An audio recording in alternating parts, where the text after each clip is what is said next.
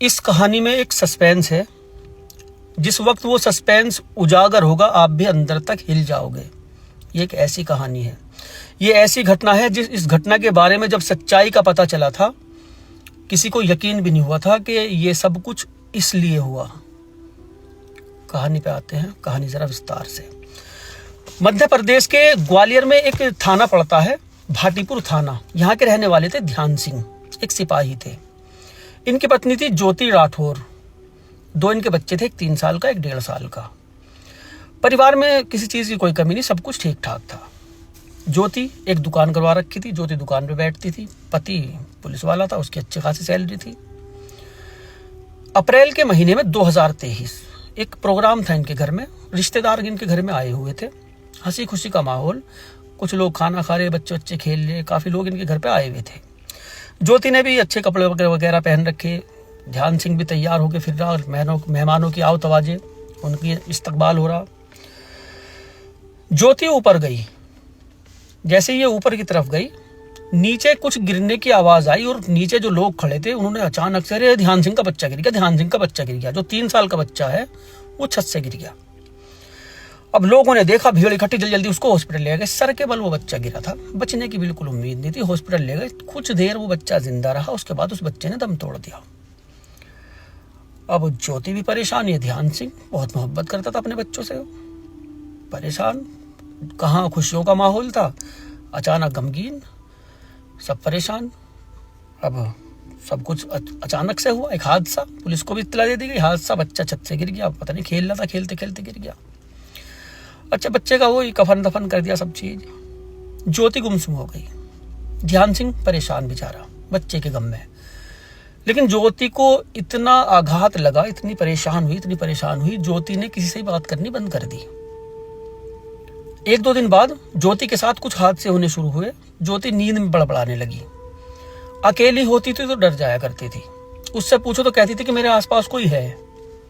ऐसी बातें ज्योति करने लगी। एक दिन बताया ज्योति ने कि मेरे सपने में मेरा बच्चा आता है, कहता है मेरे कातिल का बदला लो, मेरे कातिल का बदला लो, कौन है वो, मेरे कातिल का बदला लो। ऐसी ऐसी बात मेरे सपने में आकर मेरा बच्चा करता है। ज्योति को 2 महीने हो गए इसी तरह से, अकेली नहीं छोड़ सकते थे, गुमसुम रहती थी, खाना पीना बंद कर दिया। अब ये सिपाही, इसकी तो नौकरी है, तो जाना ही जाना इसको। तो अकेली बच्चे के साथ, 1.5 साल का बच्चा बच्चा वो, उसके साथ ये छोड़ नहीं सकता था। कभी कोई रिश्तेदार महिला आती थी, कभी कोई रिश्तेदार महिला इसके पास रहने के लिए। इस तरह से जैसे तैसे करके 2 महीने काटे। इन 2 महीनों के अंदर ध्यान सिंह ने सब कुछ कर लिया पत्नी को ठीक करने के लिए। तांत्रिक वांत्रिकों का भी सहारा लिया, ताबीज गंडे जो करते हैं उनका भी सहारा लिया, मनोचिकित्सक को भी दिखाया, डॉक्टर से भी इसका इलाज कराया। हर तरह से हर संभव कोशिश ध्यान सिंह ने कर ली कि पत्नी ठीक हो जाए। कम से कम ऐसा लग रहा है कि बच्चे की आत्मा को जैसे शांति ना मिली हो। ध्यान सिंह भी परेशान, ज्योति ये अलग परेशान। सबको यही कि एक माँ है, माँ के दिल पे बहुत ज्यादा असर पड़ा बच्चे की मौत का। अचानक खेलता खेलता बच्चा मर गया। 2 महीने बाद क्या होता है, ये ध्यान सिंह अपनी ड्यूटी पर थे। ज्योति ने इनको फोन किया, कहा कि मुझे तुमसे कुछ बात करनी। उन्होंने बताया, हाँ बताओ क्या बात करनी। उन्होंने बताया कि मेरे सपनों में मेरा बच्चा आता है और कहता है कि असलियत बताओ, असलियत क्या है, और मैं तुम्हें असलियत बताना चाह रही। उन्होंने क्या असलियत बता। उसने कहा कि कोई आत्मा मेरे चारों तरफ घूमती रहती है। उसने मुझसे कहा था कि बच्चे को नीचे धक्का दे दे, बच्चे को चोट नहीं लगेगी, और हमारा बच्चा तो मर गया। ध्यान सिंह ने पहले तो उन्होंने, कैसी बात कर रही है भाई, जो कैसे धक्का दे देगी, तो मोहब्बत करती थी बच्चे से अपने बहुत। इसने फिर इसी बात को कहा कि उस आत्मा ने मुझसे कहा था कि बच्चे को धक्का दे दे, इस बच्चे के चोट नहीं लगने की, तो आजमा के देख ले चाहे। मैंने बच्चे को धक्का दे दिया और हमारा बच्चा तो मर गया। इस चीज की ध्यान सिंह ने रिकॉर्डिंग कर ली। ध्यान सिंह घर पे आया, इससे सामने बात की। सामने भी इसने, ज्योति ने यही बताया कि बच्चे को धक्का मैंने दिया था और उसने कहा था बच्चे के चोट नहीं लगने की। इस चीज की ध्यान सिंह ने रिकॉर्डिंग बनाई, पुलिस वाला था, रिकॉर्डिंग की, वीडियो रिकॉर्डिंग।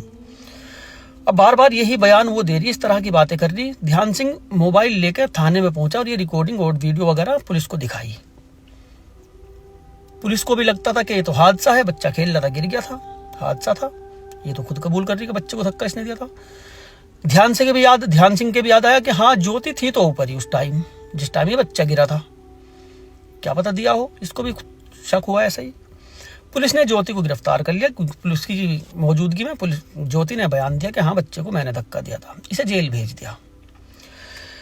जेल भेजने के बाद ज्योति का वहां भी यही हाल। जेल में जो महिला कैदी थी उनकी नींदें खराब करती थी, रातों को बड़बड़ाती रहती थी, गुमसुम रहती थी, कुछ खाया नहीं करती थी, परेशान। इसी तरह से महिला कैदियों की भी शिकायतें आने लगी। जेलर जो थी वो उसने भी इन चीज़ों को नोटिस किया। अब इधर एक टीम बनाई गई और इसकी असलियत का पता लगाने के लिए कि क्या ये बात सच है जो ज्योति बोल रही है। कहीं ये बच्चे की सदमे में इस तरह की पागलपन का दौरा पड़ गया हो, इसे कुछ परेशानी में इसने इस तरह से कबूल कर लिया, ये क्यों मारेगी अपने बच्चे को। इसकी कॉल डिटेल वगैरह जब तक इस पर शक ही नहीं था, ये कर ही नहीं सकती ऐसा काम। आस पड़ोस के लोगों से ही पूछा, उन्होंने सब बहुत मोहब्बत करती थी, क्यों मारेगी अपने बच्चों को, इसको क्या जरूरत है। इसके बारे में पता किया गया कि मामला क्या था, क्यों इस घटना को इसने अंजाम दिया, वजह क्या करती थी, क्या नहीं करती थी। पता लगा एक दुकान खोल रखी थी इन्होंने नीचे। ध्यान सिंह से दुकान खोलने को इसने कहा था कि मैं अकेले रहता हूँ, एक दुकान खोल लेंगे। नीचे की तरफ इन्होंने दुकान खोल रखी थी। ये वहां पे बैठती थी, ध्यान सिंह ड्यूटी पे रहता था, बच्चे भी वहीं खेलते रहते थे। जिस वक्त इसकी कॉल डिटेल निकाली वहां तक दिमाग ही नहीं गया था किसी का भी कि इसने किया है सब कुछ। जिस वक्त कॉल डिटेल निकाली, कॉल डिटेल में पता लगा ये तो किसी से बातें करती है और बड़ी लंबी लंबी बहुत दिन से बातें करती है। तो अब पुलिस को इस शख्स पर शक हुआ, कौन है ये शख्स। इसकी भी कॉल डिटेल निकाली, इसके बारे में पता किया कौन है। इसका नाम था उदय इंदौलिया। इनके पड़ोसियों का दामाद था ये उदय इंदौलिया। ये इनकी दुकान पे आके बैठता था, वहीं पर इनकी बातें होती थी पहले शुरू में। उसके बाद इनका अवैध संबंध चला। इस बारे में भी पुलिस को कुछ नहीं पता था। फिर इससे पूछा कि हमें सब कुछ पता लग गया, अब तुम अपनी जबान से असलियत बता दो, असलियत है तो है क्या। इसने बताई असलियत, वो असलियत जिसको सुनने के बाद सब भौंचक के रह गए थे। इसने बताया वो दुकान पे आके बैठता था, बैठा रहता था, बातें करते थे, बातों में दोस्ती हुई, दोस्ती प्यार में बदली, फोन में बातें करनी शुरू, मिलना मिलाना शुरू। अक्सर दुकान पे मिल लिया करते थे, जो भी कुछ अच्छे बुरे काम होते थे दुकान में ही होते थे। पड़ोसी छतें मिली हुई थी। जिस दिन प्रोग्राम था उस दिन भी ये बिल्कुल अच्छी तरह से तैयार होकर अपने प्रेमी को दिखाने के लिए छत पे गई थी। वो दीवार कूद के, छतें मिली हुई थी इनके यहाँ आ गया।